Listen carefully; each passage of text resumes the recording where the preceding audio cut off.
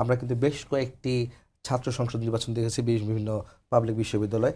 সেই বিশ্ববিদ্যালয়ে একচেটিয়া ফলাফল কিন্তু একটি দলের সমর্থিত সংগঠনের দিকে বা প্রার্থীদের দিকে গিয়েছে। সেটা কি কিভাবে দেখেন এবং সেটা কি আগামী নির্বাচনে কোনো প্রভাব ফেলবে কিনা? কোনো প্রভাব ফেলবে না। কেন প্রভাব ফেলবে না? বিশ্ববিদ্যালয়গুলোর পরিস্থিতি এবং আন্ডারস্ট্যান্ডিং এক ধরনের, এবং জাতীয় নির্বাচন হলো সম্পূর্ণ আরেকটা ডিসকোর্স, সম্পূর্ণ আরেকটা বয়ান। বিশ্ববিদ্যালয়গুলোর ভিতরে এক ধরনের পলিটিক্স কাজ করে, বিশ্ববিদ্যালয়গুলোর ভিতরে এক ধরনের ইগো কাজ করে। ঠিক আছে, তোমরা এই ধরনের রাজনীতি করো, আমি তোমাদেরকে একটু দেখিয়ে দিচ্ছি, এক ধরনের এই কাজ করে। এবং গত 15-16 বছরে আপনি দেখবেন যে বিশ্ববিদ্যালয়গুলোর ভিতরে যারা রাজনীতিতে জয়েন করেছিল বাচ্চারা, ছেলেমেয়েরা, তারা কিন্তু অ্যাপারেন্টলি মনে হচ্ছিল যে তারা সব প্রোগ্রেসিভ পলিটিক্স করে, ছাত্রলীগ করে জয়েন করেছিল, কিন্তু ভিতরে ভিতরে তারা কিন্তু জামাত অথবা শিবিরের কর্মী ছিল। এটা প্রমাণিত।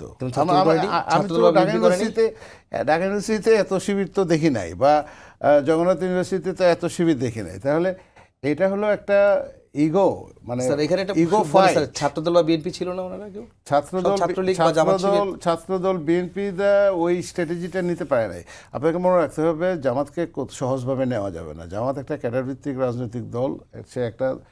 সে সিরিয়াস বিভিন্ন ধরনের স্ট্র্যাটেজি নিয়ে সে কাজ করে। সে শুরু থেকেই সে তার জন্মলগ্ন থেকেই, ওই লাহোরে যখন তার জন্ম হয়েছে তখন থেকেই সে বিভিন্ন স্ট্র্যাটেজি নিয়ে কাজ করে।